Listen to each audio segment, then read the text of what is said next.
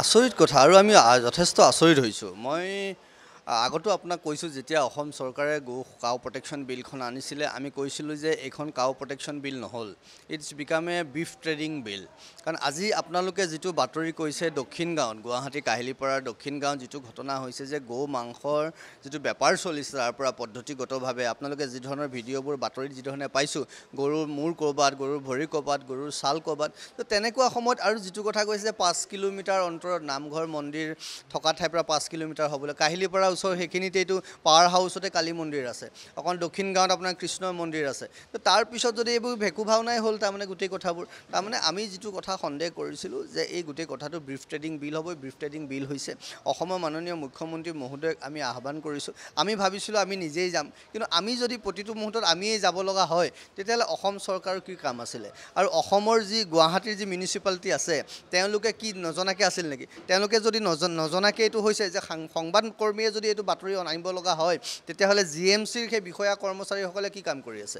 অসমৰ যিবোৰ তদন্তকাৰী যিবোৰ এজেঞ্চি আছে, তেওঁলোকে আচলতে কি কাম কৰিছে? অসম আৰক্ষীয়ে কি কাম কৰিছে? সেইখিনিতেতো স্বয়ং DGP তাতে থাকে, কাহিলীপাৰা দক্ষিণ গাঁৱত ইফালে অকণমান গৈ 4 নম্বৰ বেটেলিয়ান, 10 নম্বৰ বেটেলিয়ান, দুইটা য'ত গৰু কাটি সেই ধৰণে কৰা হৈছে, অসম আৰক্ষীৰ DGP পৰা ADGP পৰা আৰম্ভ কৰি তাতে থাকে ওচৰতে। তেওঁলোকে দেখা নাপায় নেকি? তেওঁলোকে কেৱল গাড়ীখনত বহি আহে, ঘূৰা-মেলা কৰিবলৈ দিছে নেকি? গতিকে গোটেই কথাবোৰ আমি কৈছোঁ, আচলতে কাউ প্ৰটেকশ্যন হোৱা নাই, ইয়াত মানে অপকৰ্ম হৈছে গোটেইখিনি। সেইকাৰণে আমি ভাবিছোঁ আমি নিজে এবাৰ যাম, গুৱাহাটীৰ বিভিন্ন ঠাইত আমি এটা গোট বনাইছোঁ, গোট বনাই আমি নিজে টহল দিম, চাৰিওফালে আমি চাম গোটেই কথাটোত। কিন্তু শেষত তাৰ আগতো আমি অসমৰ মুখ্যমন্ত্ৰীগৰাকীক আহ্বান কৰিছোঁ, আপোনাৰ নাকৰ তলতে, কাৰণ এক প্ৰকাৰে মুখ্যমন্ত্ৰীগৰাকীৰো পৰিয়ালৰ ঘৰো কাহিলীপাৰাত, মানে তেওঁ জ্যেষ্ঠ ভাতৃ কাহিলীপাৰাতেই থাকে। গতিকে মই ক'ম তেওঁৰ ঘৰো কাহিলীপাৰাতে, যিহেতু তেওঁ মাতৃ আৰু জ্যেষ্ঠ ভাতৃ কাহিলীপাৰাতেই থাকে। গতিকে তেওঁ জ্যেষ্ঠ ভাতৃ মাতৃ থকাৰ ওচৰতে যেতিয়া এই ধৰণৰ বেপাৰ হৈছে, তো তাৰপিছতো মুখ্যমন্ত্ৰীগৰাকী নিৰ্বিকাৰ হ'লে আমাৰ অকণ দুখ লাগিব।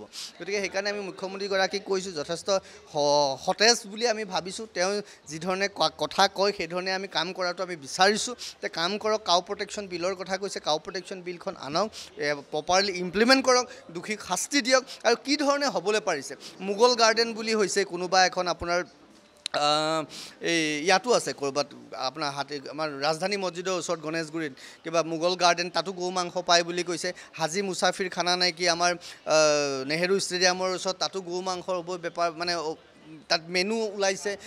গুৱাহাটীৰ বিভিন্ন হাইৱেবোৰৰ বিভিন্ন ধৰণৰ ধাবাবোৰত আপোনাৰ গৌ মাংস বেপাৰ হৈছে। আমি কৈ আছোঁ যে চৰকাৰে কৰিব লাগিব। চৰকাৰে যদি নকৰে বা চৰকাৰে যদি নোৱাৰে, তেতিয়াহ'লে হাত দাঙি দিব লাগে। আমি ভলণ্টিয়াৰ গ্ৰুপ লৈ পেলাই আমি যাম, কিন্তু আমি যেতিয়া যাম তেতিয়া বেয়া হ'ব কথাটো, পৰিৱেশটো বিনষ্ট হ'ব, তেতিয়া চৰকাৰে আকৌ আমাকে বেয়া পাব। গতিকে আমি কৈছোঁ, আমি যোৱাৰ আগতে চৰকাৰে নিজে পৰিৱেশটো চাওক, অসমৰ মুখ্যমন্ত্ৰীয়ে বিষয়টো চাওক, গৃহ বিভাগেও তেওঁৰ দায়িত্বত আছে, তেওঁ ব্যৱস্থা কৰক। নহ'লে আমি নিজে কিন্তু সেই ঠাইবোৰলৈ গৈ পেলাই আমি তাৰ চৰজমিন তদন্ত কৰিব লাগিব। তদন্ত পালে তাত যদি কিবা ঘটনা হয়, দুৰ্ঘটনা হয়, কিবা নহ'বলগীয়া কাণ্ড হয়, তেতিয়াহ'লে তাৰ কাৰণে কেৱল আৰু কেৱল চৰকাৰ দোষী হ'ব। আচৰিত ধৰণৰ আমি কৈছোঁ, এনেই কাউ প্ৰটেকশ্যন বিলৰ কথা ক'বলৈ গৈ আমি বিভিন্ন সময়ত যেতিয়া আমি কৈছোঁ, এইখন চাওক, এতিয়া সনাতন হিন্দু ধৰ্ম বুলিয়েই কথা নাই, এইটো অসমীয়া জাতিৰ জাতীয় পৰম্পৰা। আমি প্ৰথম বিহুটো গৰু বিহু হিচাপে পালন কৰোঁ। আমি লাও খা বেঙেনা খা বছৰে বছৰে বাঢ়ি যা বুলি কওঁ। এইখন যিখন আমি মহাপুৰুষ শংকৰ গুৰুজনাৰ ভূমি, মহাপুৰুষ শংকৰ গুৰুজনাই নিজ হাতে লিখি গৈছে অজামিল উপাখ্যানত, কীৰ্তন ঘোষাত, যে গৌ হত্যা মহাপাপ। যে মহাপাপ আমি কৰিবলৈ কিয় দিছোঁ? কোনোবাই যদি কৰিছে, আমি যদি মনে মনে আছোঁ, তাৰমানে সেই মহাপাপ হৈছে। দৈনিক যদি 30-40টা গৌ বধ হৈছে, কেৱল ইয়াতেই হৈছেনে? অসমৰ বিভিন্ন ঠাইত হৈছে। আমি মানকাছৰৰ কথা নকলোৱেই, ৰূপহী জুৰিয়াৰ কথা নকলোৱেই, বৰদোৱা থানৰ ওচৰতে গৌ মাংসৰ মুকলি বেপাৰ হৈছে, আমি বিভিন্ন সময়ত কৈছোঁ। চৰকাৰখনে কিয় বন্ধ কৰিব পৰা নাই? ইচ্ছা কৰা নাই নে কি কৰা নাই আমি বুজা নাই, কিন্তু ইয়াৰ কৰ্মফল কিন্তু সকলোৱে ভুগিব লাগিব।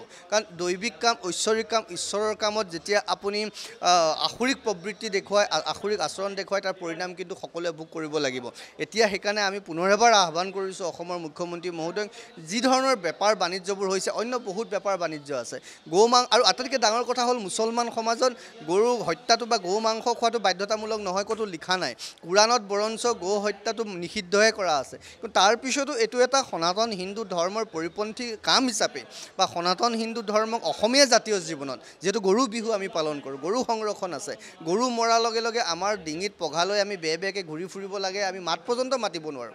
তেনেকুৱা এখন সমাজত যেতিয়া গো হত্যা হৈছে, তাৰমানে পদ্ধতিগতভাৱে পৰিকল্পিতভাৱে অসমীয়া সংস্কৃতি, অসমীয়া জনগাঁথনি, অসমীয়া জনজীৱন নষ্ট কৰাৰ এটা প্ৰক্ৰিয়া চলিছে।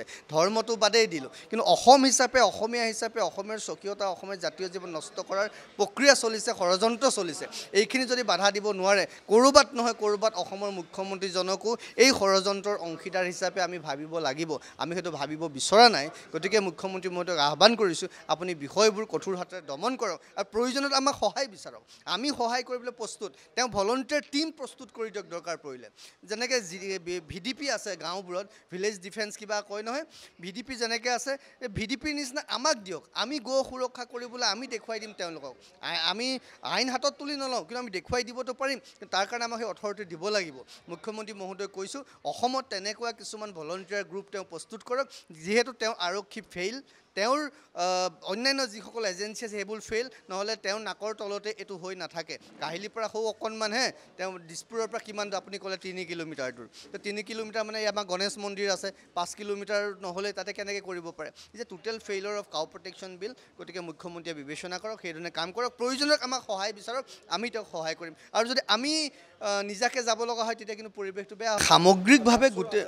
সামগ্ৰিকভাৱে গোটেই পৰিৱেশটো বিশৃংখল হৈছে, উচ্ছৃংখল হৈছে আমি দেখিছোঁ। গো হত্যাৰ লগত জড়িত যিসকল মানুহ, গো ভক্ষণকাৰী যিসকল মানুহ, তেওঁলোকৰ লগত আপুনি ড্ৰাগছৰ ৰিলেশ্যনো পাব, তাত আপুনি নাৰী ধৰ্ষণকাৰীও পাব, নাৰী সতীত্ব হননকাৰীও পাব। এই গোটেই এটা গেং। আৰু এই গেংবোৰ যদি আমি নষ্ট কৰিব নোৱাৰোঁ, এই গেংবোৰ নষ্ট কৰিবলৈ যদি আমি কঠোৰ হাতেৰে দমন নকৰোঁ, বৰঞ্চ আমি কৰি থকাৰ কাৰণে যদি আমাকেই তিৰস্কাৰ কৰা হয়, তেতিয়াহ'লে কিন্তু সমাজখন আৰু নষ্ট হ'ব।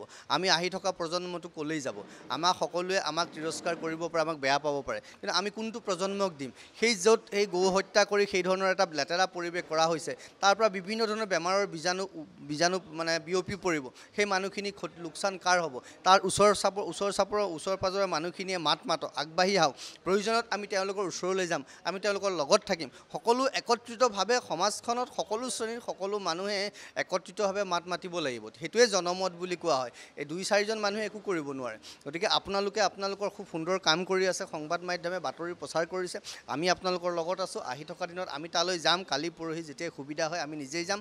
আকৌ এবাৰ কৈছোঁ, সমস্তখিনি ওচৰ চুবুৰীয়া সকলো মানুহে এই বিষয়টো প্ৰতিবাদ কৰিব লাগে। য'ত দেখিছে এবাৰ, যদি কিবা সমস্যা পাইছে আমি আছোঁ, আমাৰ লগত যোগাযোগ কৰক, আৰক্ষীৰ ওচৰত যোগাযোগ কৰক। যদি তাৰ পিছতো কাম নকৰে, তেতিয়াহ'লে আমি সম্পূৰ্ণ জনমত গঠন কৰি প্ৰয়োজনত ব্যৱস্থা সলনি কৰিব লাগিব। তো ব্যৱস্থা সলনি কৰিবলৈ ৰাইজে কৰিব লাগিব। গতিকে ৰাইজ জাগ্ৰত হৈ আগবাঢ়ি আহক। কেৱল ধৰ্মীয় কথাই নহয়, জাতীয় জীৱনৰ কথাই নহয়, ব্যক্তিগত স্বাস্থ্যজনিত কথাৰ ক্ষেত্ৰতো, পৰিৱেশ সুস্থ পৰিষ্কাৰ পৰিচ্ছন্নতাৰ খাতিৰতো, আমাৰ শিশুসকলৰ খাতিৰতো আমি কিন্তু একত্ৰিত হৈ আগবাঢ়ি আহিব লাগে। আমি কৈছোঁ আৰু আমি আপোনালোকক সহযোগ কৰিবলৈ প্ৰস্তুত হৈ আছোঁ। যিকোনো খবৰৰ বাবে যোগাযোগ কৰক 7090173330 অথবা 7099017990 নম্বৰ।